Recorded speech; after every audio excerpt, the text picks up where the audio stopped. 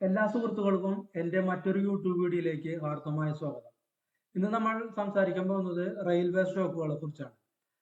നമുക്ക് റെയിൽവേ സ്റ്റോക്കുകൾ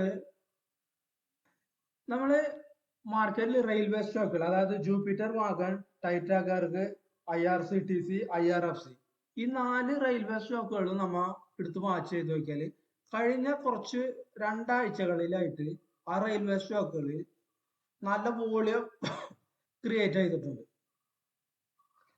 അപ്പൊ ചില റൂമേഴ്സ് മാർക്കറ്റിൽ നടക്കുന്നുണ്ട്. അതായത് അത് ശരിയാണോ റൂമേഴ്സ്? റൂമർ എന്ന് വെച്ചാൽ അങ്ങനെയാണല്ലോ, അത് ശരിയാവണമെന്നില്ല, ചിലപ്പോ തെറ്റാവാം, ശരിയാവാം, അല്ലെ തെറ്റാവാം, എന്തു ആവാം. അതാണ് റൂമർ എന്ന് പറയുന്നത്. അപ്പൊ റൂമർ എന്താണെന്ന് വെച്ചാല് അടുത്ത ബഡ്ജറ്റിൽ റെയിൽവേക്ക് അനുകൂലമായിട്ട് ചില തീരുമാനങ്ങൾ സർക്കാരിൽ നിന്നും ഉണ്ടാകുമെന്ന് മാർക്കറ്റ് പ്രതീക്ഷിക്കുന്നു. അതുകൊണ്ടാണ് ഈ റെയിൽവേ സ്റ്റോക്കുകളിൽ നല്ല വോളിയം ക്രിയേറ്റ് ചെയ്ത്. ആ വോളിയം മാത്രമല്ല, IRCTCയും IRFCയും നല്ല രീതിയിൽ ബ്രേക്ക് ഔട്ട് ചെയ്ത് കയറി പോയിട്ടുണ്ട്. അപ്പൊ നമ്മൾ ചെയ്യേണ്ടതെന്ന് വെച്ചാൽ ഈ 4 സ്റ്റോക്കുകൾ ജൂപ്പിറ്റർ വാഗൺ, ടൈറ്റാഗാർക്ക്, IRCTC, IRFCയും നമ്മൾ വാച്ച് ലിസ്റ്റിൽ ഇട്ടിട്ടൊന്ന് വാച്ച് ചെയ്യുന്നത് ഒന്ന് നല്ലതായിരിക്കും. അത് റൂമർ വന്നതുകൊണ്ട് നമുക്കറിയില്ല എന്താണ് അതിന്റെ യഥാർത്ഥ സ്ഥിതി എന്ന് നമുക്കറിയില്ല. അപ്പൊ അത് നമുക്ക് ഇനി ഓരോ സ്റ്റോക്കുകളെ കുറിച്ചില്ല. നമ്മൾ ഇപ്പൊ കണ്ടത് IRFC ആണ്. IRFC നമുക്ക് നോക്കിയാൽ അറിയാം, ഒരു റെസിസ്റ്റൻസ് ബ്രേക്ക് ചെയ്തിട്ട് നിൽക്കുകയാണ്. റെസിസ്റ്റൻസ് ബ്രേക്ക് വിത്ത് നോക്കിയാൽ ഇവിടെ ഒരാഴ്ചയായിട്ട് നല്ല വോളിയം ക്രിയേറ്റ് ചെയ്തിട്ട് വോളിയത്തോട് കൊണ്ട് ബ്രേക്ക്. നമുക്ക് ഇവിടെ ഒരു സപ്പോർട്ട് പോയിന്റ് എടുത്തു കഴിഞ്ഞാൽ ഇവിടെ ഒരു സപ്പോർട്ട് പോയിന്റ് ഉണ്ടാവും. 70 ഒരു സപ്പോർട്ട് ഉണ്ടാവും. 70 സപ്പോർട്ടും 90 ഒരു റെസിസ്റ്റൻസും ആയിരുന്നു.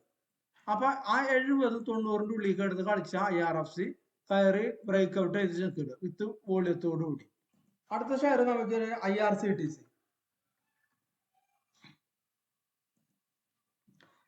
ഇതാണ് IRCTCയുടെ ഷെയർ. IRCTCയും നമ്മളെ നോക്കിക്കഴിഞ്ഞാൽ ഇവിടെ 750 റെസിസ്റ്റൻസ് ഉണ്ടായിരുന്നു. ആ റെസിസ്റ്റൻസ് വിത്ത് കണ്ട ഒരാഴ്ചയായിട്ട് ആ ഡിസംബർ മാസം ഫുള്ള് നല്ല വോളിയായിരുന്നു. വോളിയത്തോടു കൂടി കയറിപ്പോയി ഡിസംബർ മാസത്തിൽ.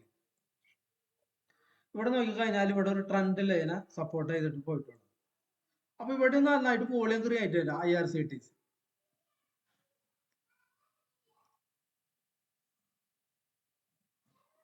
ഇനി അടുത്ത ഷെയർ നമ്മളുള്ളത് ജൂപ്പിറ്റർ വാഗൺ.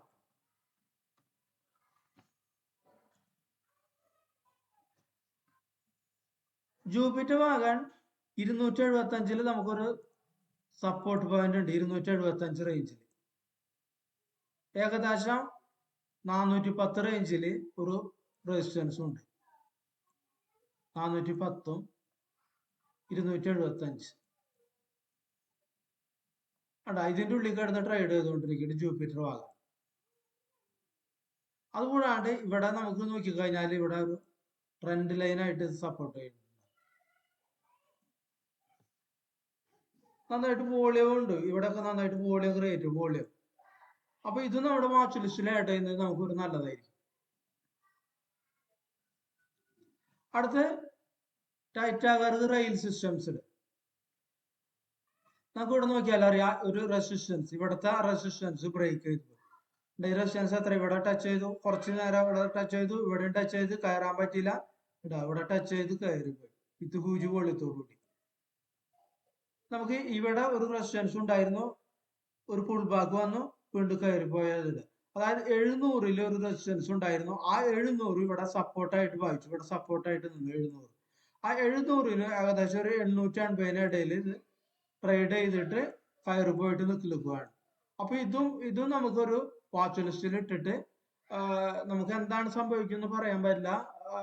റെയിൽവേക്ക് അനുകൂലമായ തീരുമാനങ്ങൾ ബഡ്ജറ്റിൽ ഉണ്ടാവും. ബഡ്ജറ്റ് എന്തായാലും ഒരു മാസം കഴിയുമ്പോൾ ബഡ്ജറ്റ് വരും. അപ്പൊ ബഡ്ജറ്റിൽ ഇതിന് നല്ല അനുകൂലമായിട്ടുണ്ടെങ്കിൽ ഈ ഷെയർസ് പറക്കും. അത് അല്ലെങ്കിൽ റൂമറായിട്ട് തന്നെ നിലനിൽക്കും. അപ്പൊ അത് വാച്ച് ലിസ്റ്റിൽ ഇടാം എല്ലാവരും. ഇതൊരു റെക്കമെൻഡേഷൻ ആയിട്ടൊന്നും ആരും കണക്കാക്കരുത്. കിട്ടിയ വാർത്തകള് നിങ്ങളുമായിട്ട് ഷെയർ ചെയ്യുന്നു എന്ന് മാത്രം. അതിൽ എത്ര സത്യമുണ്ട് എത്ര ഒന്നുണ്ട് നമുക്കറിയില്ല. കിട്ടിയ വാർത്തകളാണ്, ചില സ്രോതസ്സിൽ നിന്ന് നമുക്ക് കിട്ടിയ വാർത്തകൾ. അപ്പൊ ഇതാണ് ഈ 4 റെയിൽവേ സ്റ്റോക്കുകളെ കുറിച്ച് പറയാനുള്ളത്.